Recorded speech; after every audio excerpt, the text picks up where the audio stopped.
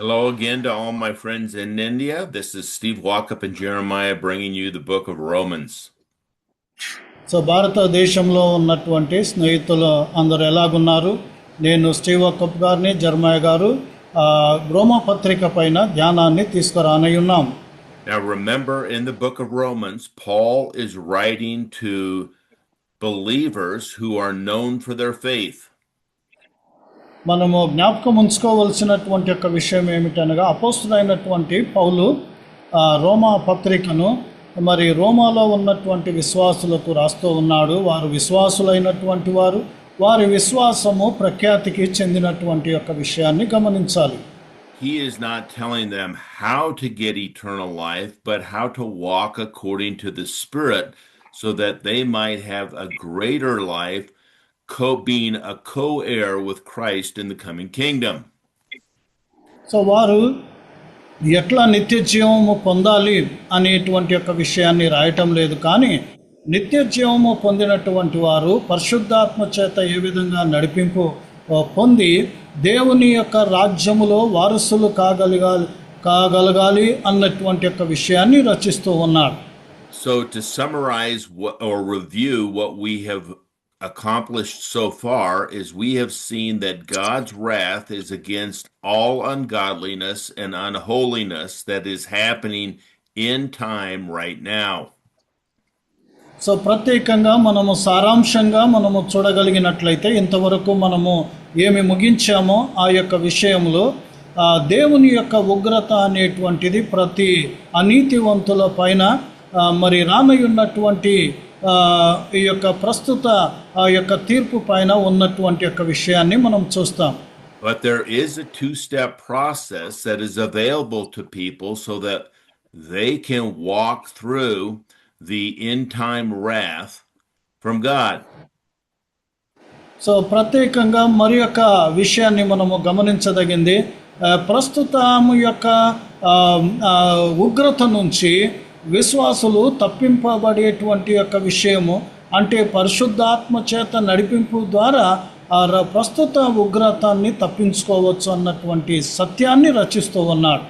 First of all, Paul told us that there is no one righteous, no, not one human being can be declared righteous through their works.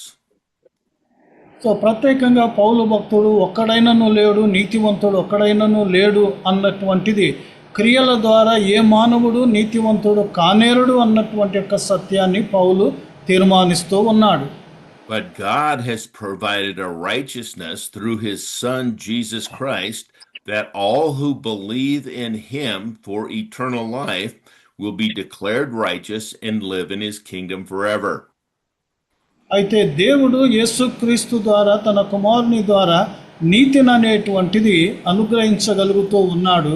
ఆయన యందు విశ్వాసం ఉంచినటువంటి ప్రతి వారు నీతివంతులుగా తీర్చబడేటువంటి యొక్క విషయాన్ని మనము గమనించాలి. But being declared righteous is not enough to escape God's end-time wrath. So ఆయన నీతివంతులుగా తీర్చబడినప్పటికీ కూడా ప్రస్తుత యొక్క అనీతి యొక్క ఉగ్రత నుంచి మరి తప్పింపు పొందనేరడు.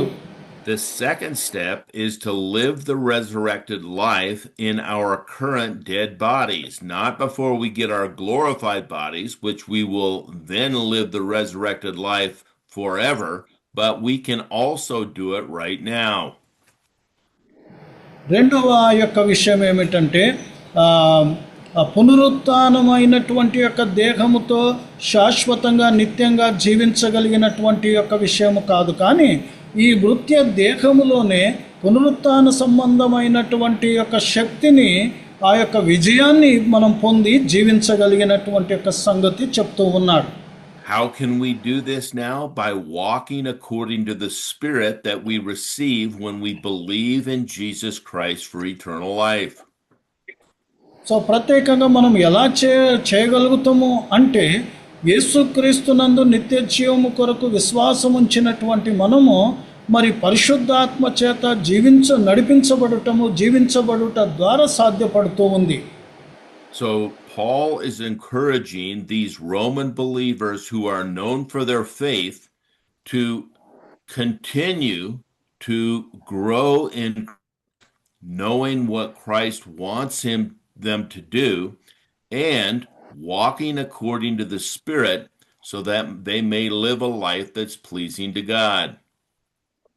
సో పౌలు భక్తుడు విశ్వాసులకు రోమా విశ్వాసులకు ప్రోత్సాహపరుస్తూ ఉన్నటువంటి యొక్క విషయము ఏమిటనగా మరి పునరుత్థాన సంబంధమైనటువంటి పరిశుద్ధాత్మ చేత జీవించబడుతూ అలాంటి విజయవంతమైన జీవితం అనేటువంటిది దేవుణ్ణి మెప్పించగలిగినటువంటి యొక్క జీవితం అనేటువంటిది పౌలు సెలవిస్తూ ఉన్నాడు.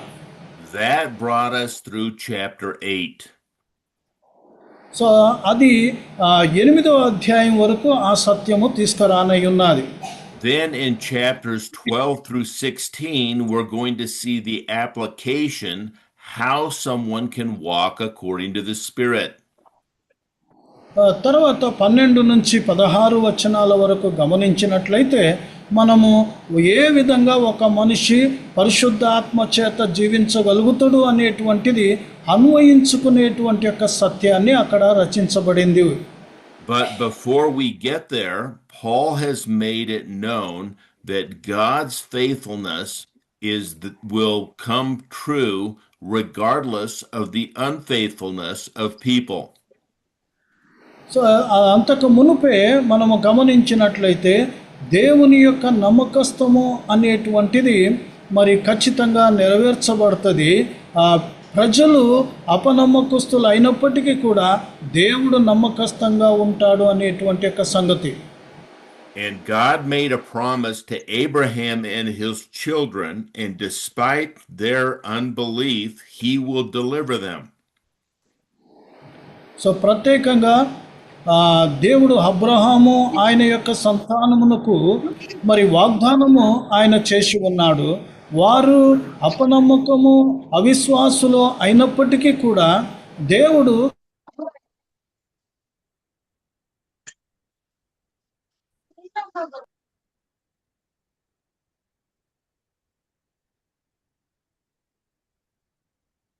Are you there, Jeremiah?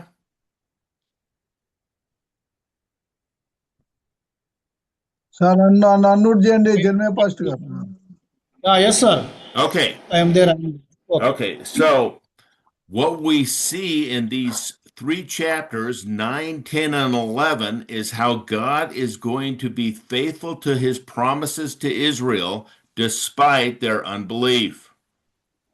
So మనము 9వ అధ్యాయము 10వ అధ్యాయము 11వ అధ్యాయము ఈ యొక్క 3 అధ్యాయాల్లో ఇశ్రాయేలు ప్రజలు అపనమ్మకస్తులు లేకపోతే అవిశ్వాసులు అయినప్పటికీ కూడా దేవుడు ఎలాగ నమ్మకస్తుడుగా ఉండి వాగ్దానాలు నెరవేర్చగలుగుతాడన్నటువంటి యొక్క సంగతి చూస్తాం. And in chapter 9 we saw God's faithfulness to Israel was despite their past unbelief, that is their forefathers' unbelief. So మనము 9వ అధ్యాయంలో గమనించినట్లయితే వారి యొక్క పితరుల యొక్క అవిశ్వాసము అపనమ్మకత్వం అనేటువంటిది మనము చూస్తాము 9వ అధ్యాయం 1 నుంచి 33 వరకు.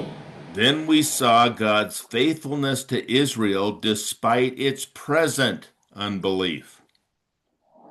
తర్వాత ప్రస్తుత అవిశ్వాసము నుంచి అపనమ్మకము నుంచి ఇశ్రాయేలు ప్రజలు దేవుడు నమ్మకంగా ఉండటం అనేటువంటిది. Now, present was concerning the time of the Jewish people when Paul was alive, when he was writing the letter.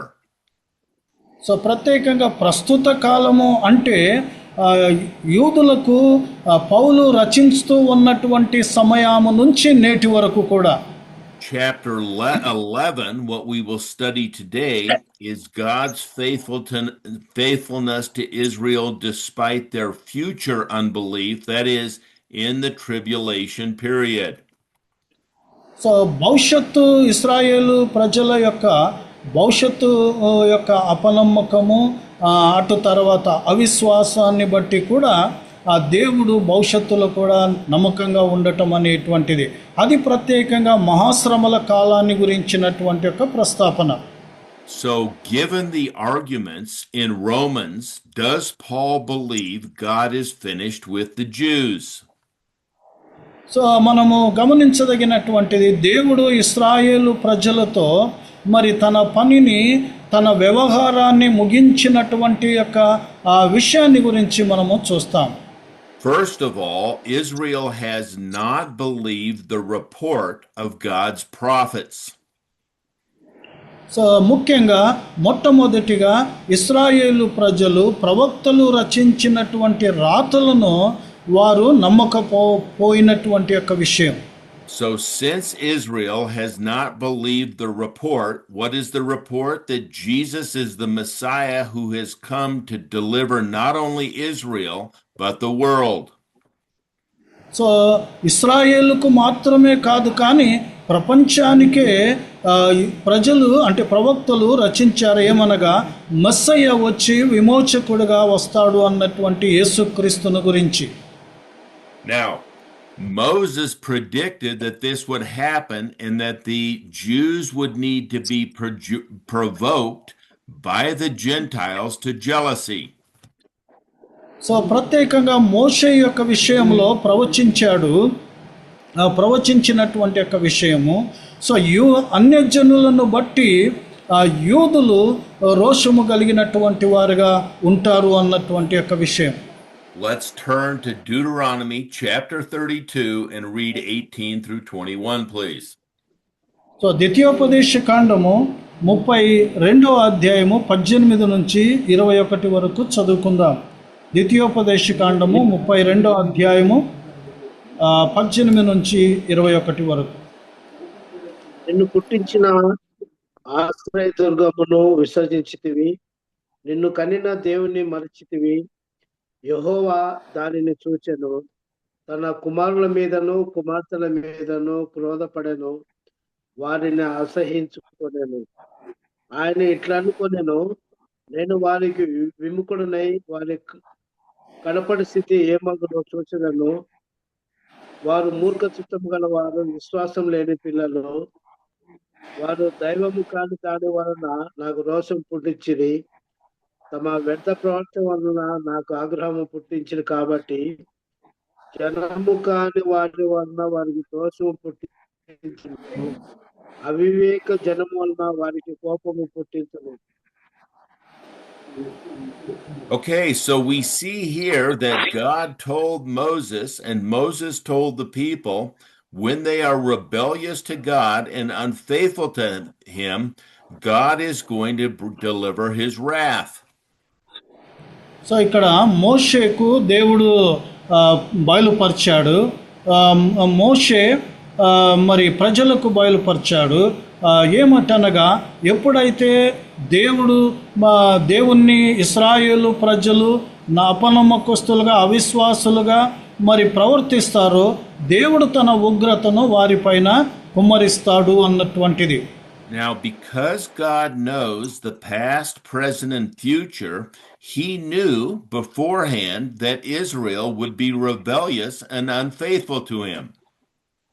So దేవుడు ప్రస్తుతము, గత, భవిష్యత్తు 3 కాలాలను ఎరిగినటువంటి వాడు గనుక, భవిష్యత్తులో ఇశ్రాయేలు ప్రజలు తిరుగుబాటు చేస్తారు అన్నటువంటి యొక్క విషయాన్ని దేవుడు ముందుగానే తెలియపరిచాడు.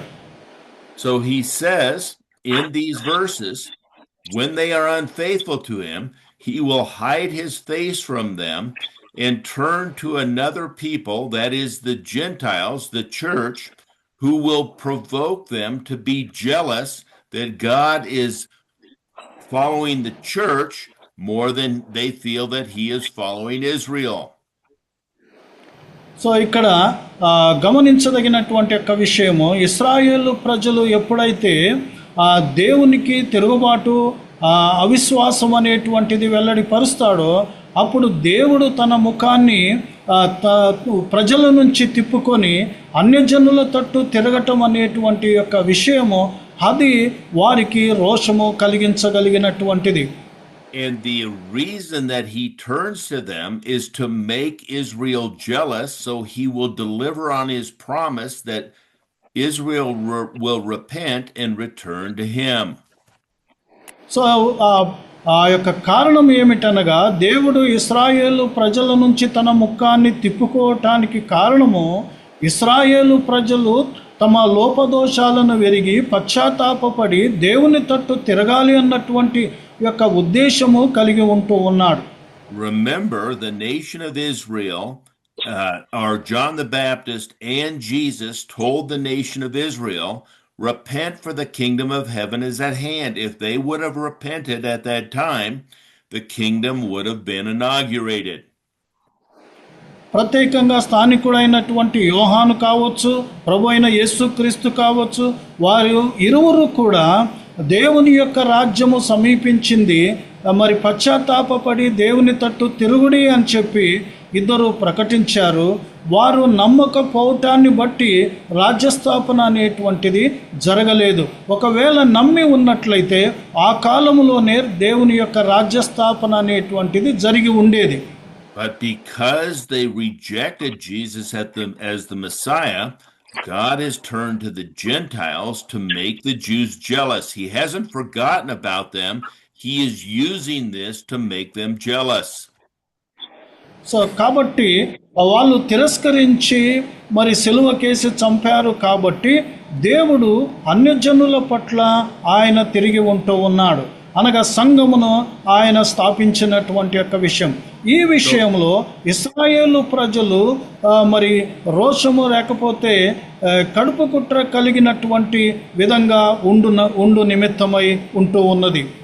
So anyone who says that God is done with the Jews is going against what God has said. God said he is doing this to make the Jews jealous so that they will return to him. So ఎవరైనా చెప్పవచ్చు ఆ దేవుడు చెప్పిన దానికి విరుద్ధంగా దేవుడు ప్రవర్తిస్తూ ఉన్నాడు అన్నటువంటి యొక్క విషయము, ఆయన చెప్పింది వేరే, ఆయన నడిచేది వేరే అనేటువంటిది మరి చెప్పవచ్చు. కానీ ఇదంతా కూడా కేవలము ఇశ్రాయేలు ప్రజలు పశ్చాత్తాపపడి ఆయన తట్టు తిరుగు నిమిత్తమై. Let's turn to Isaiah 65 verses 1 and 2, please. So మనము యెషయా గ్రంథము 65వ అధ్యాయము 1 నుంచి 2 వచనాలు చదువుకుందాం. యెషయా గ్రంథము 65. నా యొక్క విచారణ చేసే వారిని నా దర్శనము రానిచ్చితిని, నన్ను వెదకని వారికి నేను దొరికితిని. నేనున్నాను, ఇదిగో నేనున్నాను అని నా పేరు పెట్టబడి జనముతో చెప్పుచున్నాను. తమ ఆలోచనను అనుసరించి చెడు మార్గంలో నడుచుకొనొచ్చు లోబడిన ప్రజల వైపు దినమంతే నా చేతులు చాపుచున్నాను. Okay, notice here that he is saying that God is saying that he would turn a people who did not seek him, that is the Gentiles, to make Israel jealous. So ఇక్కడ దేవుడు చెప్తూ ఉన్నటువంటిది, నన్ను వెదకనటువంటి వారికి నేను వారి తట్టు తిరిగి తిని అని ఆయన చెప్తూ ఉన్నాడు. ఈ విధంగా మరి ఇశ్రాయేలు ప్రజలు వాళ్ళకు రోషం వచ్చేటట్టు ఆయన ప్రవర్తిస్తూ ఉన్నాడు. Now, David prophesied in Psalm 69, 22 and 23, that the tables, that is the riches that God gave Israel, would be a snare to them. So ఇక్కడ దావీదు భక్తుడు కూడా ప్రవచించి ఉంటూ ఉన్నాడు. కీర్తన గ్రంథము 69వ కీర్తన 22, 23 వచనాలు. Let's turn and read Psalm 69 verses 22 and 23. వారి భోజనము వారికి ఊరిగా ఉండు గాక, వారు నిర్మలులై ఉన్నప్పుడు అది వారికి ఉరిగా నుండును గాక. వారికి చూడకపోన్నట్లు వారి కన్నులు చీకటి కమ్మును గాక. వారి నడుములకు ఎడతెగని వరకు పుట్టించుము. So God's blessing on Israel causes them to think they are responsible and that they are righteous and they can worship God the way they want, and God is telling them they are wrong. They need to listen to God, not themselves. So ఇక్కడ ఇశ్రాయేలు ప్రజలను దేవుడు ఆశీర్వదించినటువంటి యొక్క విషయాన్ని బట్టి వారు ప్రత్యేకంగా ఏమైనా చేయగలము, జీవించగలము అన్నటువంటి యొక్క తపనలో మరి ఉంటూ ఉన్నటువంటి పరిస్థితుల్లో దేవుడు అంటూ ఉన్నాడు, మీ ఇష్టం వచ్చినట్టు ఆరాధన జీవించటము కాదు, కానీ మరి దేవుణ్ణి మెప్పించేటువంటి విధంగా జీవించాలి అన్నటువంటి యొక్క ప్రస్తాపన. So the question is, because Israel has been so unfaithful, is God done with them? Well, the prophecies say no. He is using this period to make Israel jealous so that they will return to him, which he promises will happen before the end times. So ముఖ్యంగా ఈ యొక్క ప్రవచనాలు అన్నటువంటిది ప్రత్యేకంగా భవిష్యత్తులో మరి నెరవేర్చగలిగినటువంటి యొక్క విషయము, ఇశ్రాయేలు ప్రజలు అన్యజనుల ఆశీర్వాదాన్ని బట్టి వారు రోషము కలిగి దేవుని తట్టు తిరుగునట్లు చేయగలిగినటువంటి యొక్క విషయం. Paul will claim in chapter 11 that God has certainly not cast aside Israel. They are not done. So ఇక్కడ పౌలు 11వ అధ్యాయంలో రోమా పత్రికలో చెప్తూ ఉన్నాడు, సో ఈ యొక్క విషయములు దేవుడు ఖచ్చితంగా మరి ఇశ్రాయేలు ప్రజల పట్ల మరి ఉన్నటువంటి యొక్క విషయము భవిష్యత్తులో నెరవేర్చటం అనేటువంటిది మరి చూడగలుగుతూ ఉన్నాం. Now, what promises did he make to Abraham and his children? Well, it's not about the elect getting eternal life. So ఇక్కడ ప్రత్యేకంగా శాశ్వతంగా ఇశ్రాయేలు ప్రజలను దేవుడు తిరస్కరించలేదు, కానీ మరి భవిష్యత్తులో వారిని చేపట్టగలిగినటువంటి యొక్క విషయాన్ని మనము చూస్తూ ఉన్నాం. వారి విషయంలో దేవుడు ఎన్నిక చేశాడు. There is a doctrine of election. That is, God did use election from the beginning of time. He, God the Father, God the Son, God the Holy Spirit, sat down and said, this is how we are going to treat when people are unfaithful to us. So దేవుడు, తండ్రి అయిన దేవుడు, కుమారుడైన దేవుడు, పరిశుద్ధాత్మ అయినటువంటి దేవుడు ఆరంభములో నిత్య గతములో దేవుడు ఎన్నిక చేసుకున్నటువంటి యొక్క విషయాన్ని మనము చూస్తాం. అబ్రాహామును, ఇస్సాకును వీరందరి విషయంలో He didn't choose who would get eternal life and who wouldn't get eternal life. He chose how the process would work that people could receive eternal life instead of the lake of fire. So నిత్య జీవము ఎవరు పొందాలి, ఎవరు పొందకూడదు అన్నటువంటి యొక్క విషయంలో ఆయన ఎన్నిక చేయలేదు, కానీ ఆ ఎన్నిక అన్నటువంటి యొక్క విషయము నిత్య జీవము పొందటానికి ఎలా పని చేస్తుంది అనేటువంటి యొక్క విషయం. So the first thing God elected is a line whom the Messiah would come through. It would come through, he would come through Abraham, Isaac, and Jacob. So మొట్టమొదటిగా దేవుడు మెస్సయ వచ్చేటువంటి యొక్క ఆ లైన్ అనేటువంటిది దేవుడు ఎన్నుకున్నటువంటిది అబ్రహాము, ఇస్సాకు, యాకోబు వారి యొక్క సంతానము ద్వారా. Now, he could have chose any line that he wanted, but he elected and said, this is the line whom the Messiah will come through. So దేవుడు యా సంతానమునైనా ఆయన ఎన్నిక చేసుకోవచ్చు. అయితే దేవుడు ఎన్నిక చేసి చెప్పింది ఏమంటే, మరి ఈ సంతానములో మెస్సయ్య రాబోతాడు అన్నటువంటిది.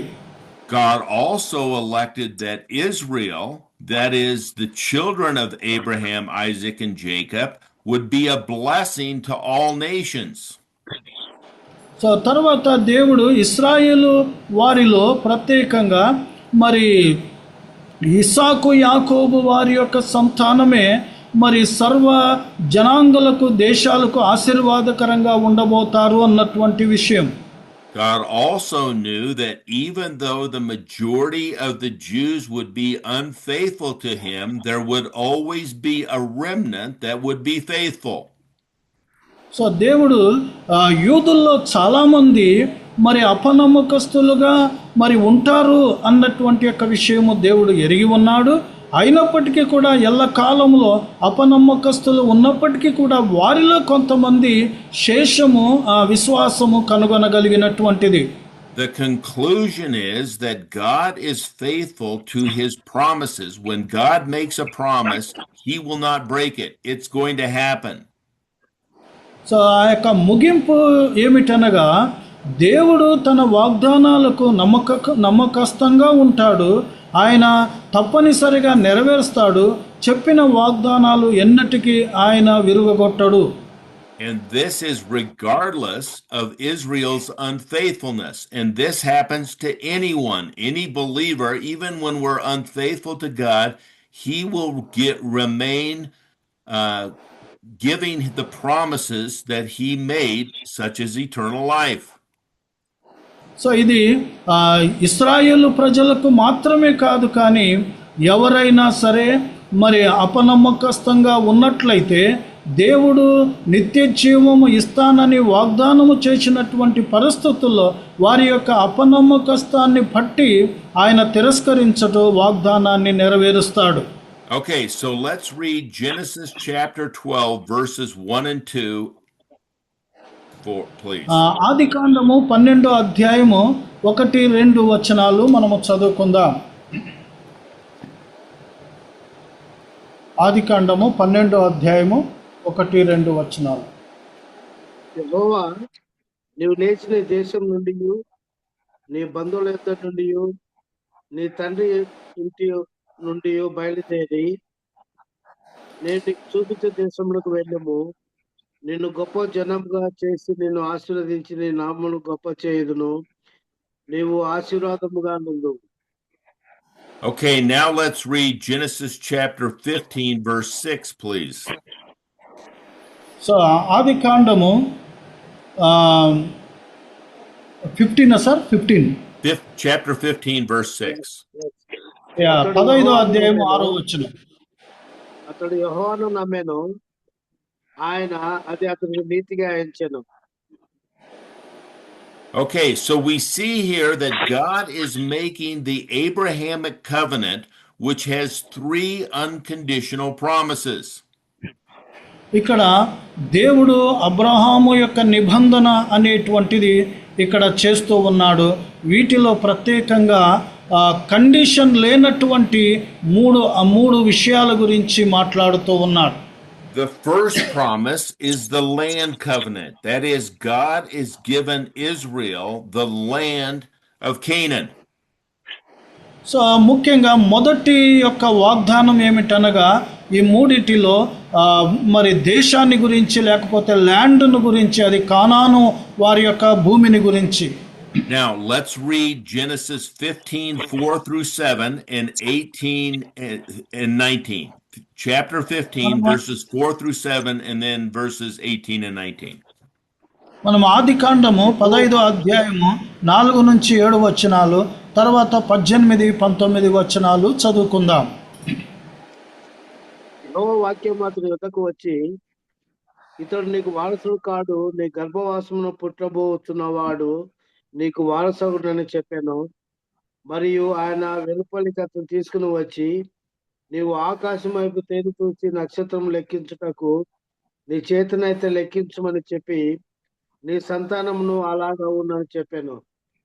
అతడు యెహోవాను నమ్మెను, అది అతనికి నీతిగా ఎంచెను. మరి ఆయన నీవు ఈ దేశంలో స్వతంత్రించుకొనున్నట్లు దాన్ని కిచ్చుటకు కల్దీల ఊరును పట్టణంలో నుండి నేను యువతను తీసుకుని వచ్చిన యెహోవాను నేనే అని చెప్పినప్పుడు. So we see here what the boundaries are of the land that God is going to give him. So ఇక్కడ దేవుడు ఇవ్వబోయేటువంటి యొక్క దేశాన్ని గురించినటువంటి యొక్క సరిహద్దులు మనం ఇక్కడ చూస్తాం. And God promised Abraham and his descendants, not just Abraham, but Abraham and his descendants would be living in this land together. So ఇక్కడ అబ్రహాముతో మాత్రమే కాకుండా అబ్రహాము యొక్క సంతానానికి దేవుడు వాగ్దానము చేసి ఉన్నాడు. వారి సంతానం అనేటువంటిది ఈ యొక్క సరిహద్దులలో మరి వారు నివసిస్తారు అన్నటువంటిది. But there's a problem, and the problem is Israel's unfaithfulness. So అక్కడ సమస్య ఏమిటనగా మరి అపనమ్మకస్తము అనేటువంటిది సమస్య. Let's turn to Deuteronomy chapter 30 and read verses 1 through 5. మనము ద్వితీయోపదేశ కాండము 30వ అధ్యాయము 1 నుంచి 5 వచనాలు మనము చదువుకుందాం.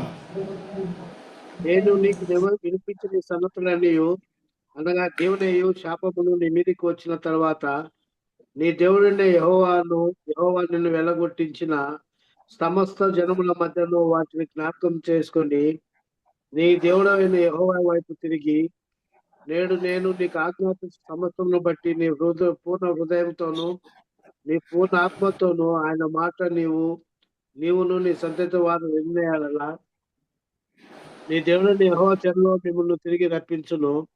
ఆయన మిమ్మల్ని కరుణించి నీ దేవుడైన యెహోవా ఏ ప్రజల్లోనికి మీరు చెదరగొట్టునో వారిలో నుండి తాను మిమ్మల్ని సమకూర్చి రప్పించును. మీలో ఎవరినైనా ఆకాశ దిగంతముల వరకు వెళ్ళగొట్టబడినను అక్కడి నుండి దేవుడిని యెహోవా మిమ్మల్ని సమకూర్చి అక్కడి నుండి రప్పించును. నీ పితరులకు స్వాధీనపరిచిన దేశమున నీ దేవుడిని యెహోవా నిన్ను చేర్చును. నీవు దాన్ని స్వాధీనపరచుకుందువు. ఆయన నీకు మేలు చేసి నీ పితరుల కంటే నిన్ను విస్తరింపజేయను. Okay, notice here that before the people go into the land of Canaan, Moses is telling them that this is going to happen to their children when they are obedient and disobedient. So ఇక్కడ ఈ యొక్క కానాను దేశాన్ని గురించి దేవుడు వారు ఇంకా ప్రవేశించక మునుపే మరి ఆ విషయంలో ప్రస్తాపిస్తూ ఉన్నారు. వారి యొక్క విధేయత్వాన్ని బట్టి అవిధేయత్వాన్ని బట్టి నిర్ణయించబడుతుంది అన్నటువంటిది. When they are obedient, he will bless them. When they're disobedient, he will curse them. And when they're really disobedient, he will disperse them to other nations, which he has done. So ప్రత్యేకంగా వాళ్ళు విధేయత్వంగా ఉన్నట్లయితే దేవుడు ఆశీర్వదిస్తాడు, అవిధేయులు అయినట్లయితే శపించి దేశములో నుంచి చెదరగొట్టగలుగుతాడు అన్నటువంటి యొక్క విషయం అది అలాగే చేశాడు. Notice verse 2 says, after you've been dispersed, when you obey the Lord and return to him, that's repentance, then he will give them the land back. So ఇక్కడ 2వ వచనము చదివిస్తూ ఉంది, వాళ్ళు ఎప్పుడైతే పశ్చాత్తాపపడి దేవుని తట్టు తిరుగుతారో దేవుడు మరలా ఆ దేశాన్ని వారికి ఇస్తాను అన్నటువంటి యొక్క విషయం. That is, God is prophesying at this time that this is going to happen. They're going to be rebellious, they're going to be unfaithful, they're going to be dispersed. Then they're going to, when they repent and return to him, they are going to return to the land. So ఇక్కడ దేవుడు ప్రవచించబోతూ ఉన్నాడు ఏమిటనగా, ఎప్పుడైతే వారు దేవునికి తిరుగుబాటు చేస్తారో దేవుడు వారిని దేశములో నుంచి పారదోలుతాడు, చెదరగొడతాడు. వారిలో పశ్చాత్తాపం అనేటువంటిది కలిగినప్పుడు మరలా దేశములోనికి వారిని నడిపించటం అనేటువంటిది దేవుడు సెలవిస్తూ ఉన్నాడు. Now, during the time of Jesus, this is why John the Baptist and Jesus are both told the nation of Israel, if they were willing to repent, the kingdom of heaven could begin. That is, it could have started then. However, they rejected him, they killed him, and so it would be another generation in the future that would repent and the kingdom will begin. So స్థానికుడైనటువంటి యోహాను, ప్రభు అయిన యేసుక్రీస్తు వారిద్దరూ కూడా అదే పని చేశారు. వారు పశ్చాత్తాపపడి దేవుని తట్టు తిరిగినట్లయితే దేవుడు రాజ్యస్థాపన చేస్తాను అన్నటువంటిది. వారు పశ్చాత్తాప పడలేదు కాబట్టి, తిరుగుబాటు చేశారు కాబట్టి రాజ్యస్థాపన అనేటువంటిది చేయకుండా మరి యొక్క తరమునకు దాన్ని ముందుకు వేయటం అనేటువంటిది జరిగినటువంటి యొక్క విషయం. Now, the second promise that God made to Abraham after the land covenant was the seed covenant, which is the Davidic covenant.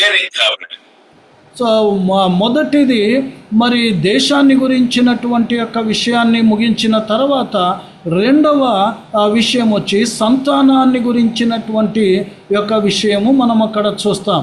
Let's turn to 2 Samuel chapter 7 and read verses 12 through 16. So 2 సమూయేలు గ్రంథము 7వ అధ్యాయము 12 నుంచి 16 వచనాలు.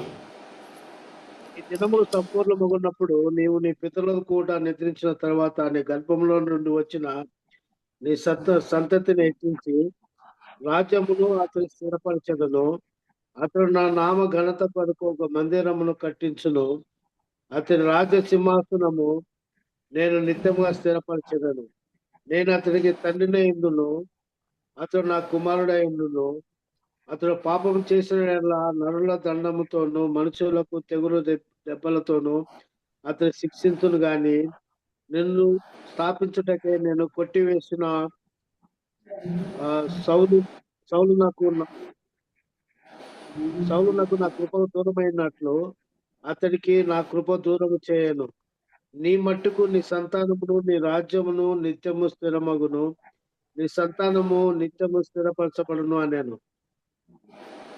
Okay, so what we see here is that God promises, just as he did to Abraham, that this seed would not only come through Abraham, Isaac, and Jacob, but it would come through David, and God would establish an eternal kingdom from David's seed, from one of his sons.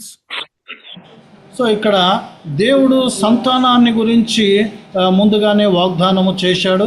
అబ్రాము, ఇస్సాకు, యాకోబు వారు మాత్రమే కాకుండా దావీదు సంతానములో నుంచి మెస్సయ్య వచ్చి రాజ్యస్థాపన అనేటువంటిది చేయబోతాడు అన్నటువంటి యొక్క విషయం. The seed will sit on that throne of that kingdom forever.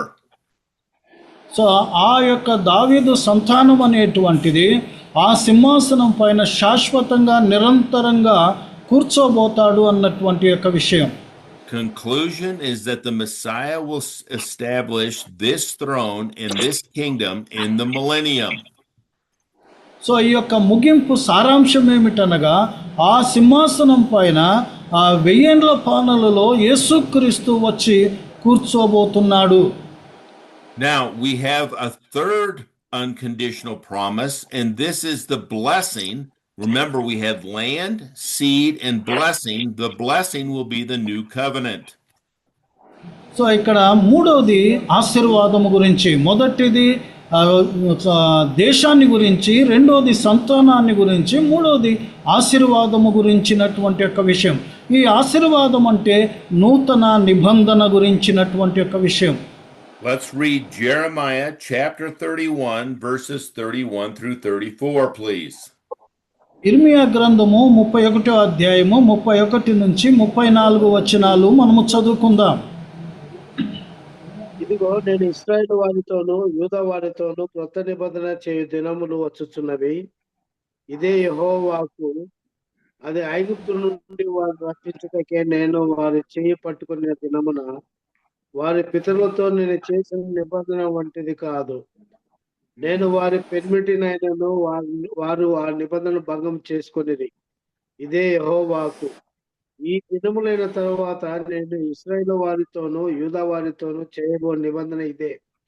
వారి మనసులలో నా దర్శన నిధి ఉంచెదను. వారి హృదయం మీద దాన్ని వ్రాసెదను. యెహోవాకు ఇదే. నేను వారికి దేవుడినై యుందును, వారు నాకు జనులగుదురు. వారు మరి ఎన్నడను యెహోవాను గూర్చి బోధ నొందుదము అని తమ పొరుగు వారిని గాని తమ సహోదరుని గాని ఉపదేశం చేయరు. నేను వారి దోషములు క్షమించి వారి పాపములను ఇక నిన్నను జ్ఞాపకము చేసుకోనను గనుక అల్పులేమి గనులేమి అందరూ నన్ను ఎరుగుదురు. ఇదే యెహోవాకు. Okay, now one of the things that is taught today is that this new covenant God has made available to the church. ఈ కొత్త నిబంధన అనేటువంటిది దేవుడు సంఘముతో మరి ఏర్పాటు చేయబడినటువంటిది, అనగా ఈ కొత్త నిబంధన సంఘానికి అందుబాటులో ఉంది. The church, the body of Christ, receives some of the blessings of the new covenant today, but the new covenant has not been enacted yet. It will not be enacted until the millennial kingdom. ఈ కొత్త నిబంధన అన్నటువంటిది కొన్ని దానికి సంబంధించినటువంటి ఆశీర్వాదాలు సంఘము పొందుతూ ఉన్నది. అయితే భవిష్యత్తులో 1000 ఏండ్ల పాలనలో సంపూర్ణత అన్నటువంటిది జరగబోతూ ఉన్నది. Notice in verse 31, it says, I will make the new covenant with the house of Israel and the house of Judah. Israel was destroyed in 722 BC, and so this new covenant will not take place until the millennial kingdom. So ఇక్కడ 31వ వచనములో నేను ఇశ్రాయేలుతోనూ యూదా వారితోనూ కొత్త నిబంధన చేయబోతాను అన్నటువంటి యొక్క విషయము అక్కడ ప్రస్తాపించబన్నది. ప్రత్యేకంగా ఇశ్రాయేలు వారు క్రీస్తు పూర్వము 722లో వాళ్ళు దేశము లేకుండా నశించినటువంటి యొక్క విషయాన్ని మనము చూస్తాం. This new covenant will not be like the Mosaic covenant that was written on stones, but it will be written on the hearts of the people. ఈ కొత్త నిబంధన అనేటువంటిది మోషే రాతి పలకల మీద రాయబడినటువంటిది కాదు, కానీ వారి యొక్క హృదయం అనేటువంటి పలక మీద రాయబడేటువంటిది. Notice that everyone will know the Lord. When is everyone on earth going to know the Lord? That is not what's happened right now. It will be when Jesus is reigning in the millennial kingdom. They will know who is reigning on earth. So ఆ సందర్భంలో కొత్త నిబంధన సమయములో మరి అందరూ దేవుణ్ణి ఎరుగుతారు అన్నటువంటి యొక్క విషయము అక్కడ రచించబడి ఉన్నది. అది ఎప్పుడు జరుగుతుందంటే ప్రత్యేకంగా యేసుక్రీస్తు రెండోసారి వచ్చి 1000 ఏండ్ల పాలనలో రాజ్యస్థాపన చేసినప్పుడు అందరూ ఆయనను ఎరుగుతారు అన్నటువంటిది. The conclusion is that the new covenant will be enacted when Jesus returns and establishes his millennial kingdom. ఆ ముగింపు సారాంశం ఏమిటనగా కొత్త నిబంధన అనేటువంటిది ప్రత్యేకంగా యేసుక్రీస్తు రెండోసారి వచ్చి 1000 ఏండ్ల పాలన అనేటువంటిది ప్రారంభించబడినప్పుడు అది ఉద్ఘాటించబడుతుంది. So in chapter 11, we're going to see that God will deal with Israel's blindness in 11:1 through 10. So 11వ అధ్యాయము 1 నుంచి 10 వచనాల్లో మనము గమనించినట్లయితే దేవుడు ఇశ్రాయేలు వారి యొక్క గుడ్డితనముతో వ్యవహరించగలిగినటువంటి యొక్క విషయాన్ని మనం అక్కడ చూస్తాం. Then God will restore Israel in 11:11 through 32. తర్వాత 11వ అధ్యాయము 11 నుంచి 32 వచనాల్లో వారిని పునరుద్ధరించగలిగినటువంటి యొక్క విషయాన్ని మనం అక్కడ చూస్తాం. Then God's wisdom will be revealed in 11:33 through 36. So 11వ అధ్యాయము 33 నుంచి 36 వచనాలలో ఆ యొక్క జ్ఞానం అనేటువంటిది పునరుద్ధరించబడగలిగినటువంటి యొక్క విషయం. Okay, so in 11:1 through 10, we need to understand God's current blindness on Israel. We have two questions. So మొదటి నుంచి 10 వచనాల వరకు మనము గమనించినట్లయితే ఇశ్రాయేలు యొక్క గుడ్డితనాన్ని గురించి మనము చూస్తాము. ప్రస్తుతము ఇశ్రాయేలు వారు ఆ యొక్క గుడ్డితనం మనము చూడగలిగినటువంటిది. Remember, God said because Israel is unfaithful, he will blind them for a period of time. So జ్ఞాపకం ఉంచుకోవలసినటువంటి యొక్క విషయం ఏమిటనగా ఇశ్రాయేలు వారి యొక్క అపనమ్మకత్వాన్ని బట్టే దేవుడు కొంతకాలానికి తాత్కాలికంగా వారికి అంధత్వం అనేటువంటిది కలిగిస్తాడు. So the first question is Israel's blindness permanent? That is, will they never see again, or is it only temporary? So ఆ ప్రశ్న ఏమిటనగా ప్రస్తుతము ఇశ్రాయేలుకు దేవుడు కలుగ చేయగలిగినటువంటిది ఆ అంధత్వం అనేటువంటిది అది తాత్కాలికమా లేకపోతే శాశ్వతమా? God's Abrahamic covenant, his promise to Abraham, makes the blindness temporary because Abraham and his children will live in the land in the future. They haven't done it yet. So అది అబ్రహాము యొక్క నిబంధనలో మనం అది స్పష్టంగా చూస్తాము. ఏమిటనగా దేవుడు ఇశ్రాయేలుకు కలుగ చేయగలిగినటువంటి ఆ అంధత్వం అనేటువంటిది తాత్కాలికమైనటువంటిది. తర్వాత దేవుడు అబ్రహాము సంతానాన్ని మరలా ఆ దేశములోకి నడిపిస్తాడన్నటువంటిది మనము చూస్తాం. God would not use a foolish nation to provoke jealousy if the blindness was permanent. If it was permanent, he wouldn't be using the church to make the Jews jealous. So ఒకవేళ ఇశ్రాయేలుకు కలుగ చేయబడినటువంటి అంధత్వము శాశ్వతమైనట్లయితే దేవుడు సంఘము విషయాన్ని బట్టి ఇశ్రాయేలు ప్రజలు మరి రోషము కలిగినటువంటి వారుగా మరి దేవుడు చేయనేరడు.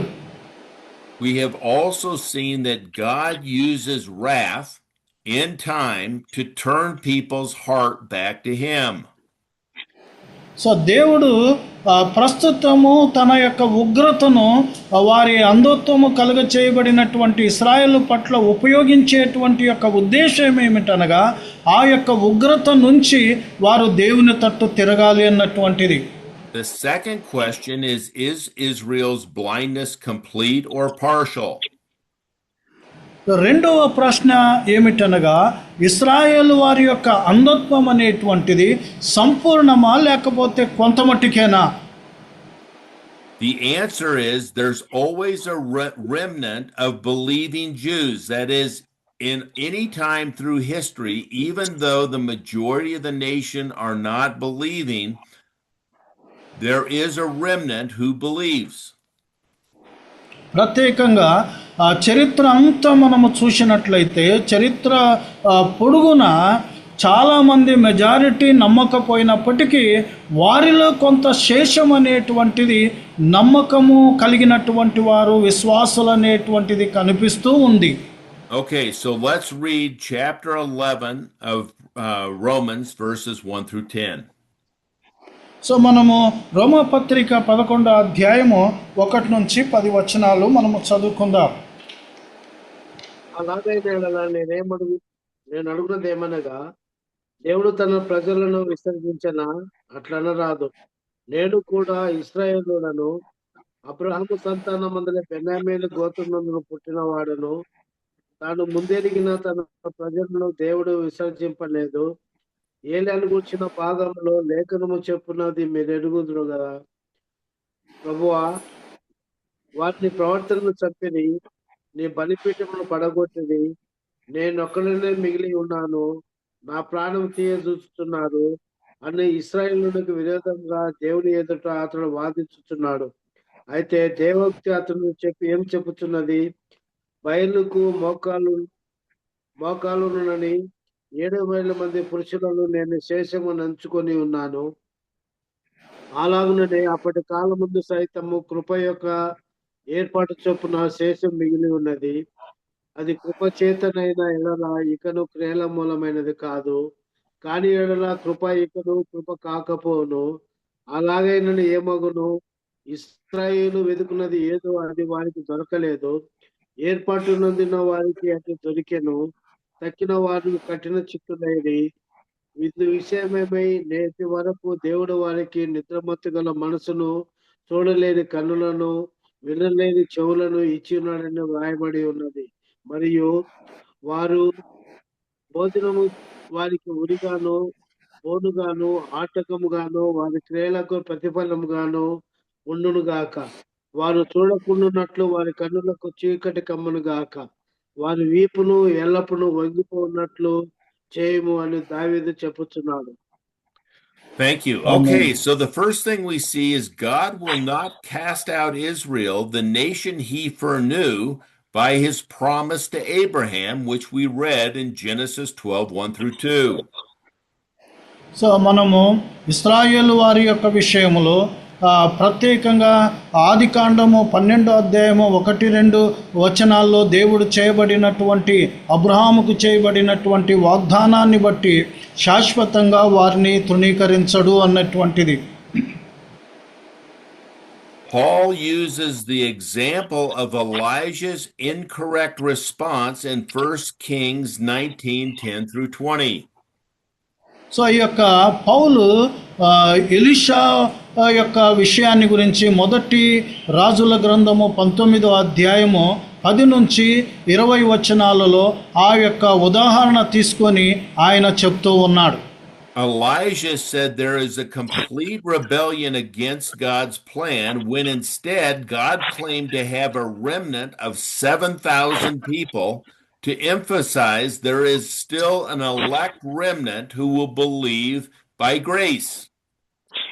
సో ఎలీషా భక్తుడు అనుకున్నాడు, మరి నేను ఒక్కనే మిగిలాను, అందరూ కూడా దేశమంతా కూడా తిరుగుబాటు చేసింది దేవునికి అని ఆయన అనుకున్నాడు. అయితే దేవుడు దానికి ప్రత్యుత్తరంగా 7,000 మంది మరి ఉన్నారు.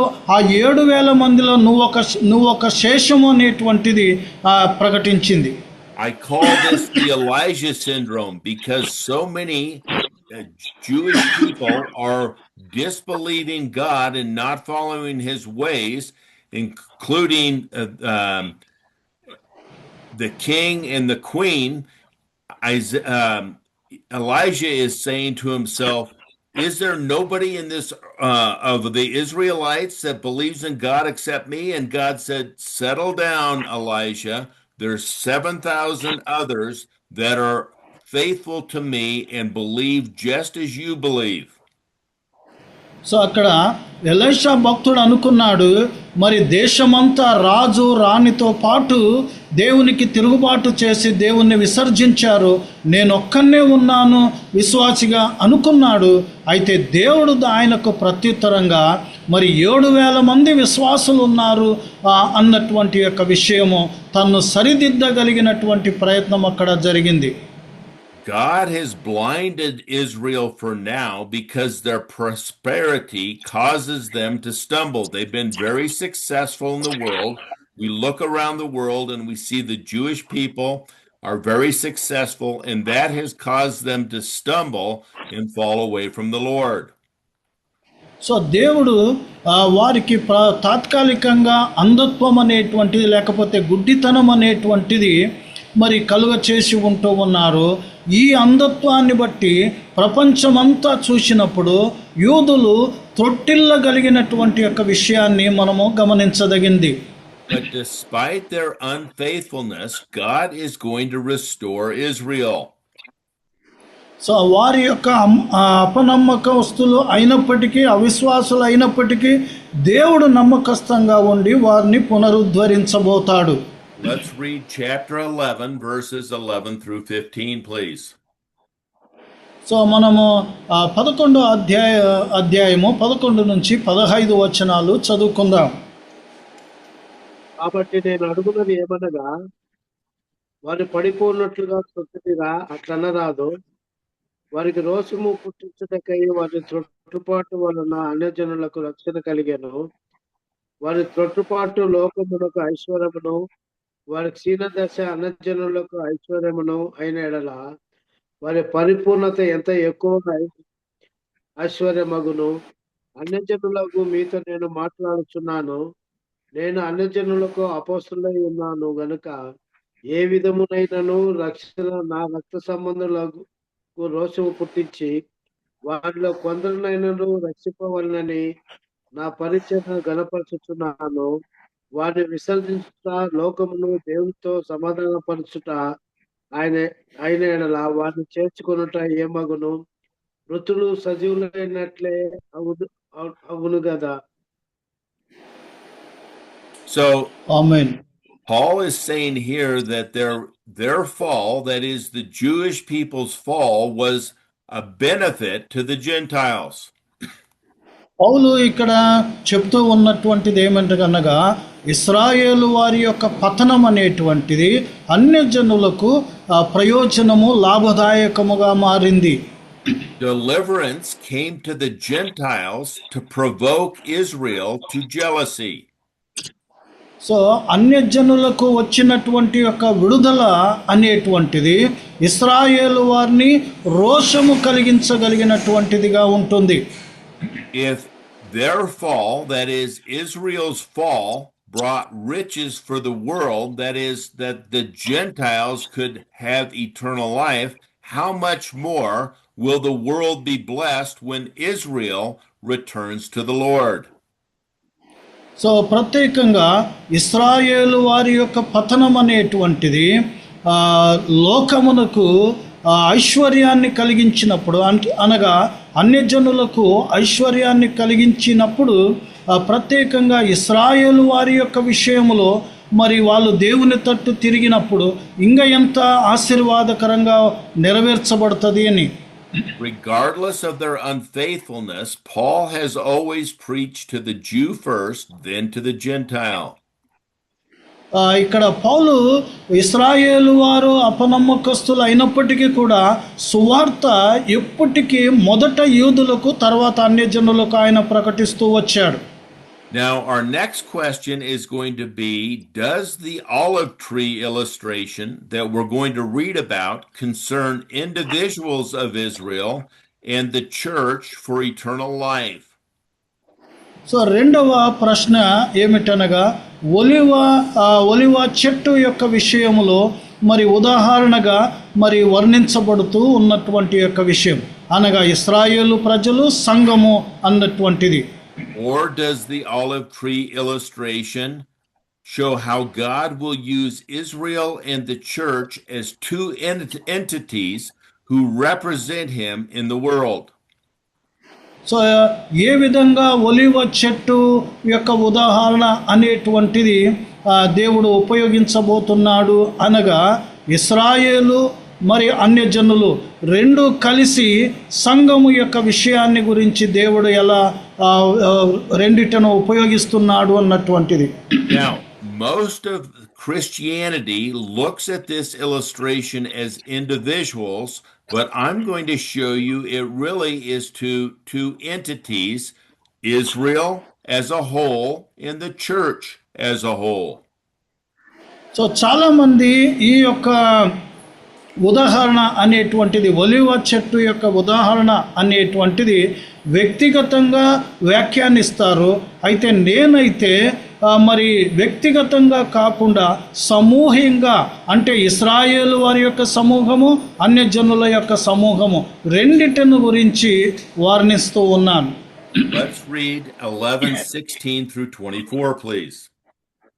సో 11వ అధ్యాయము 16 నుంచి 24 వరకు మనము చదువుకుందాం. ముద్దలో మొదటి పిడికెడు పరిశుద్ధమైనదైతే ముద్దంతే పరిశుద్ధమే, వేరు పరిశుద్ధమైనదైతే కొమ్మలను పరిశుద్ధములే. అయితే కొమ్మలలో కొన్ని విరిచివేయబడి అవి ఒలివ కొమ్మవై ఉన్న నీవు వాటి మధ్య అంటుకట్టబడి ఒలివ చెట్టు యొక్క సారవంతమైన వేరులో వాటితో కలిసి పాలు పొందిన ఎడల ఆ కొమ్మల పైన నీవు అతిశయింపకుము. నీవు అతిశయించితివా, వేరు నిన్ను భరించుచున్నది కానీ నీవు వేరును భరించుటలేదు. అందుకు నేను అంటకట్టబడు నిమిత్తము కొమ్మలు విరిచివేయబడినవని నీవు చెప్పుదువు. మంచిది, వారు అవిశ్వాసమును బట్టి విరిచివేయబడి నీవైతే విశ్వాసం బట్టి నిలిచున్నావు. గర్వింపక భయపడదు. దేవుడు స్వభావమైన కొమ్మలను విడిచిపెట్టిన ఎడల నిన్ను విడిచిపెట్టడు. కాబట్టి దేవుని అనుగ్రహమును కాఠిన్యమును అనగా పడిపోయిన వారి మీద కాఠిన్యమును నీవు అనుగ్రహ పాత్రలపై నిలిచిన ఎడల నీ మీదే ఉన్న దేవుని అనుగ్రహమును చూడము. అట్లు నిలువని ఎడల నీవును నరికి వేయబడదువు. వారును తమ విశ్వాసములలో నిలవకపోయిన ఎడల అంటుకట్టబడుదురు. దేవుడు వారిని మళ్ళా అంటుకట్టుటకు శక్తి గలవాడు. ఎట్లనగా నీవు స్వాభావికమైన అడవి ఒలివ చెట్టు నుండి పోయబడి స్వాభావికంగా మంచి ఒలివ చెట్టున అంటుకట్టుబడిన స్వాభావికమైన కొమ్మలకు వారు మరి నిశ్చయముగా తమ సొంత ఒలివ చెట్టును అంటుకట్టబడరా. Okay, so we have first of all in 16 through 18, if the first fruits, that is Israel's forefathers, and the roots, also Israel's forefathers, are holy, then the branches, that is the remnant of Israel, not all of Israel, are also holy. So ఇక్కడ 16 నుంచి 18 వచనాల్లో మనము గమనించినట్లయితే మొదటి ఫలము అనేటువంటిది మరి పరిశుద్ధమైనటువంటిది. అది ఇశ్రాయేలు వారి యొక్క పూర్వీకులు. అటు తర్వాత ఏరు పరిశుద్ధమైనటువంటిది, అనగా అది కూడా వారి యొక్క పూర్వీకులు అన్నటువంటి యొక్క విషయము. అటు తర్వాత కొమ్మలు అనేటువంటి యొక్క విషయము. ప్రత్యేకంగా అందరూ కాదు కానీ కొమ్మలు ఇశ్రాయేలు వారి అందరూ కాదు కానీ కేవలము శేషము మాత్రమే పరిశుద్ధులు. Paul issues a warning to the church, that is Jews and Gentiles, that thinking God's dealing with Israel was over would be a mistake and cause pride. So ఇది ఈ యొక్క ఉదాహరణ తీసుకొని సంఘానికి పౌలు హెచ్చరిస్తూ ఉన్నటువంటి యొక్క విషయము ఏమిటనగా, ఇశ్రాయేలు పని ఇంకా దేవుడు అయిపోయింది, విసర్జించాడు అని అనుకుంటున్నటువంటి యొక్క సంఘానికి హెచ్చరికగా ఇస్తూ ఉన్నాడు. In Ephesians 3:6, Paul tells the Ephesians that the mystery, and when a mystery is something that was not revealed in the Old Testament, that is revealed now. So ఇక్కడ ఎఫెసీ పత్రిక 3వ అధ్యాయము 6వ వచనములో మర్మం అనేటువంటిది, సంఘమును గురించినటువంటి యొక్క మర్మము అనేటువంటిది పాత నిబంధనలో ప్రత్యక్షపరచబడలేదు, ఇప్పుడు మరి ప్రత్యక్షపరచబడి ఉంటూ ఉన్నది. And Ephesians 3:6 says that the Gentiles will be fellow heirs with the Jews in the coming kingdom. రాబోయేటువంటి యొక్క రాజ్యములో ఇశ్రాయేలుతో పాటు అన్యజనులు వారసులు అనేటువంటిది ఎఫెసీ పత్రిక 3:6 చెప్తూ ఉంది. Because they have partaken in the promise of Christ through the gospel. ఎందుకనగా సువార్త ద్వారా యేసుక్రీస్తు యొక్క వాగ్దానములో పాలు పొందినటువంటి వారై ఉంటూ ఉన్నారు.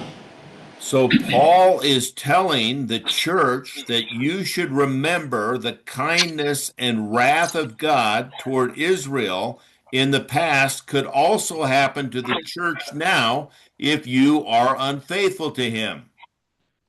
సో ఇక్కడ పౌలు హెచ్చరిక చేస్తూ ఉన్నాడు. మరి గతములో ఇశ్రాయేలు వారు అపనమ్మకంగా ఉండుట బట్టి వారు మరి అనగా తాత్కాలికంగా కొట్టివేయబడి ఉంటున్నారు. అదేవిధంగా సంఘము కూడా మరి ఇశ్రాయేలు వలె అపనమ్మకస్తులైతే మిమ్మల్ని కూడా, సంఘాన్ని కూడా, అన్యజనులను కూడా ఆయన పక్కన పెడతాడు అని. And we can see that through prophecies, the church is going to be cut off, that is, raptured out of this world when the church is no longer useful in God's plan. So యొక్క సంఘమును దేవుడు ప్రత్యేకపరచటం అనగా తొలగించటం అనేటువంటిది ఎత్తబడుట ద్వారా మరి జరగబోతూ ఉన్నది. అప్పుడు మరి ప్రత్యేకంగా ఎత్తబడినప్పుడు ఏమాత్రము కూడా సంఘము ఉపయోగించబడనేరదు. And we can see this in the world today, that the church is becoming more and more like the world and the ways of the world instead of God's word. So దేవుని యొక్క వాక్యానుసారంగా ఉండటానికి బదులుగా సంఘము రోజుకు రోజు లోకానుసారంగా మారుతూ ఉన్నట్లయితే దేవుడు తొలగించగలిగినటువంటిది. And so God will, after the church is raptured out, will graft in a believing remnant of Jews during the tribulation period. That is the 144,000 that are going to be proclaiming the message of Christ, and the 2 people on the wall.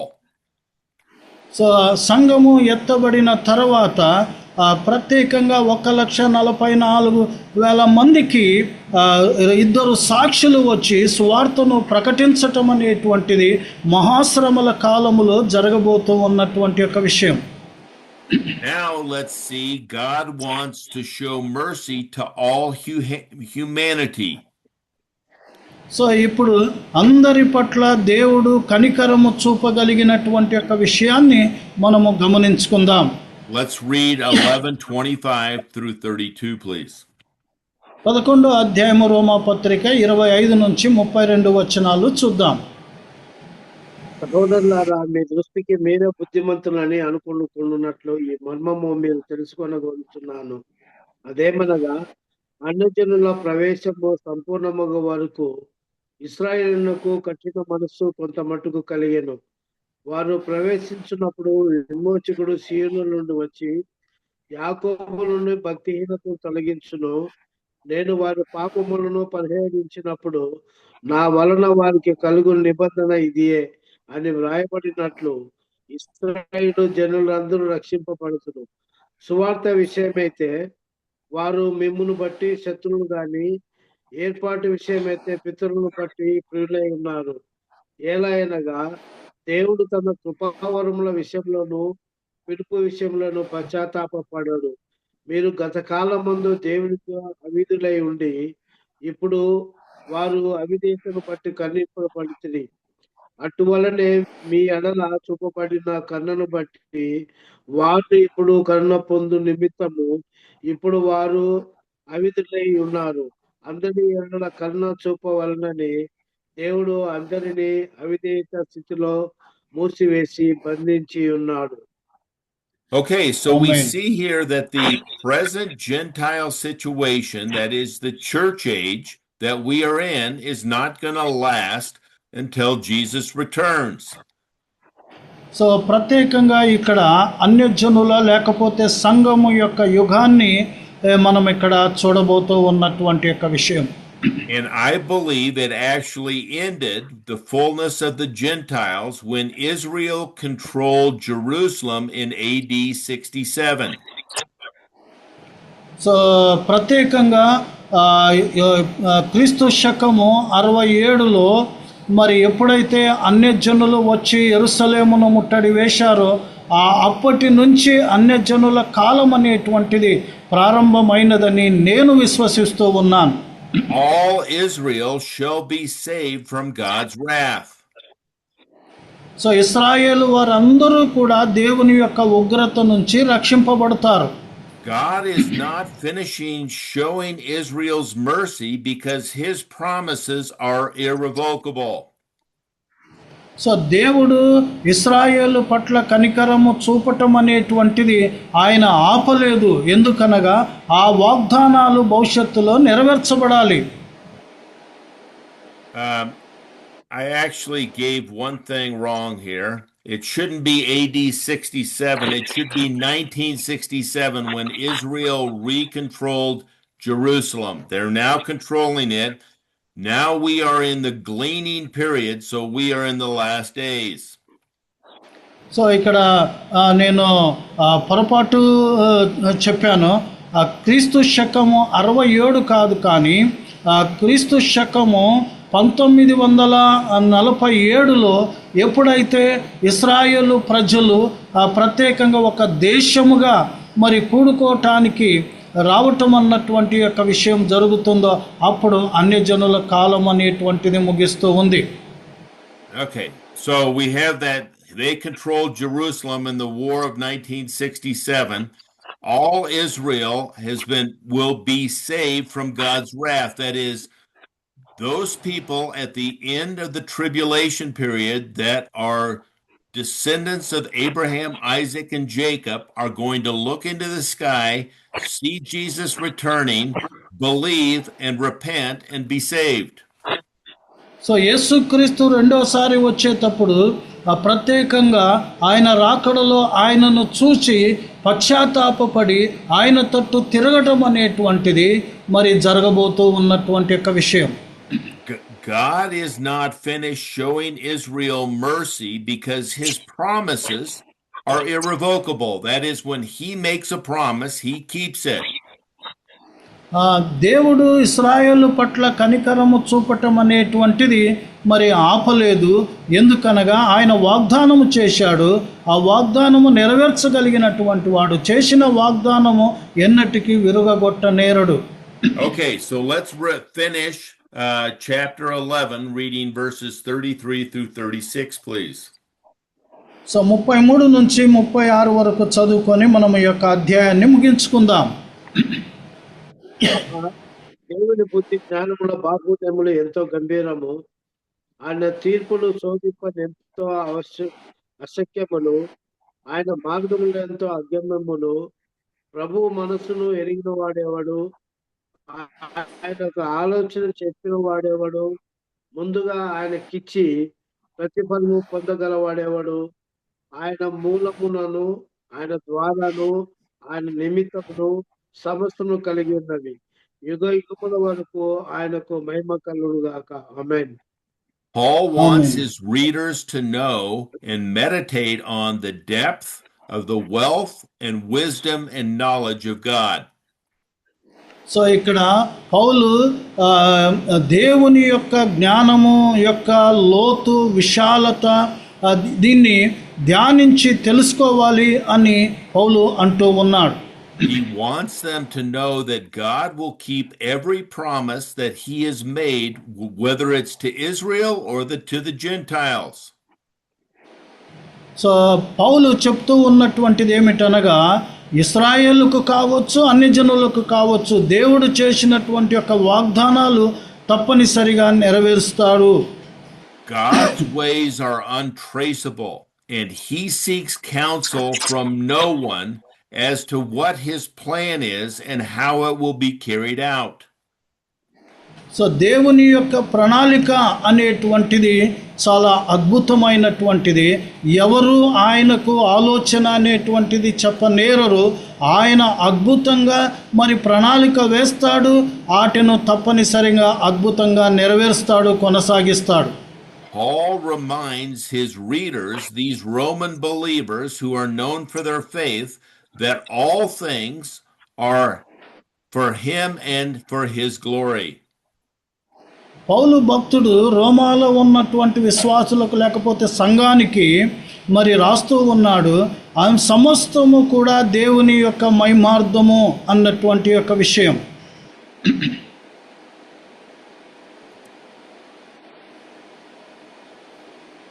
So Paul is concluding here that God is not done with Israel. He is still going to deliver on his promises, but we need to be faithful in the time we are living here so that we might be rewardable in the coming kingdom. So ఇక్కడ పౌలు ముగింపులో 11వ అధ్యాయం యొక్క ముగింపులో ఆ దేవుడు ఇశ్రాయేలు ప్రజలను శాశ్వతంగా మరి వదిలిపెట్టలేదు.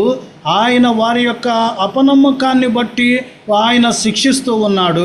మనము కూడా ప్రస్తుత కాలములో నమ్మకంగా ఉండాలి. And now, through the rest of the book, Paul is going to explain to us in chapters 12 through 16 how we can be faithful to him and rewardable to him for the coming kingdom. So ఇక్కడ 12వ అధ్యాయము నుంచి 16వ అధ్యాయము వరకు విశ్వాసులు లేకపోతే సంఘస్థులైనటువంటి మనము ఆయన యొక్క రాజ్యములో ఏ విధంగా మనము ఆశీర్వాదకరంగా ఫలదాయకంగా ఉండబోతాము అన్నటువంటి యొక్క విషయము ప్రస్తావించబడుతూ ఉంది. So I would encourage you to be here for these times and these sessions so that you might know how to be pleasing to God and rewardable in the coming kingdom. కాబట్టి ఈ యొక్క భాగము ముగించే వరకు మీరు తప్పనిసరిగా ఆసక్తిగా ఉండి నేర్చుకోవాలి. ఈ యొక్క విషయంలో ఏ విధంగా మనము దేవుణ్ణి మెప్పించగలిగినటువంటి యొక్క జీవితము జీవించి ఆశీర్వాదదాయకంగా ఉండగలుగుతాము అన్నటువంటిది. Let us pray. ప్రార్థించుకుందాం. Father God, we are so grateful for understanding that your promises are always going to be fulfilled regardless of the faithfulness of those who you made the promises to. పరలోకమందున్న తండ్రి, నీ యొక్క వాగ్దానాలకు బట్టి యొక్క అర్థం చేసుకోగలిగినటువంటి యొక్క కృపకు బట్టి నీకు వందనాలు. మీరు చేసినటువంటి యొక్క వాగ్దానాలు ఎన్నటికీ విరగొట్టవు తండ్రి. అపనమ్మకస్తులు అయినప్పటికీ కూడా మీరు నెరవేర్చగలుగుతారనేటువంటి యొక్క సత్యము మేము నేర్చుకుంటూ ఉన్నాం. This is showing your love and mercy to people who are undeserving, both the Jews and the Gentiles. ప్రత్యేకంగా ప్రభువా ఈ నీ యొక్క కనికరము కృప అనేటువంటిది ప్రత్యేకంగా మేము కనుగొంటూ ఉన్నాం. We pray that you would guide us how to walk according to the Spirit and be faithful to you even in our dead bodies. So ఈ యొక్క మృత శరీరములో మేము ఏ విధంగా నీకు నమ్మకంగా ఉండి నీ చిత్తానుసారంగా జీవించి నిన్ను మహిమపరచాలో మాకు సహాయం దయచేయమని ప్రార్థిస్తాం. We pray this in Jesus' name. Amen. యేసుక్రీస్తు నామములో ప్రార్థిస్తున్నాము తండ్రి. ఆమేన్. Thank you. God bless you. Sorry we went long today, but I think it's important to understand these concepts.